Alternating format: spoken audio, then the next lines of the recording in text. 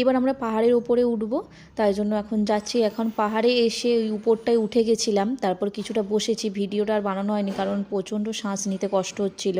এরপরে এই নিচে একটা লেক আছে, ওইখানেই যাচ্ছিলাম। অনেকটা নিচে নামতে হবে, এই চারিদিকটা কি সুন্দর, তাই আমার বরকে বলছিলাম যে একটু দেখা ওই দিকটা। খুব সুন্দর লাগছিল দেখতে, পুরো একটু লাদাখ লাদাখ লাগছিল। এই দেখো এখানে একটা লেক আছে, এখানে যাব। এখান থেকে ফোনে মনে হচ্ছে যেন সমতল, কিন্তু অনেকটা নিচে ছিল। আমরা নিচেই নেমে নেমে আসছিলাম একটু একটু করে। নামার সময় অতটা কষ্ট হয় না, কিন্তু পাহাড়ে উঠতে একটু বেশি কষ্ট হয়। নেমে যাচ্ছিলাম, ওখানে গিয়ে কিছুক্ষণ বসবো। প্রচণ্ড বাতাস দিচ্ছিল, বোঝা যাচ্ছে না ক্যামেরায়। এবার 5টা বেজে গেছে, ওখানে সমস্ত কিছু দোকান টোকানও বন্ধ হয়ে গেছে, সবাই এবার ফিরছে, কারণ যত রাত হয় তত এখানটা আরও বেশি বাতাস দেয়, কেউ থাকে না।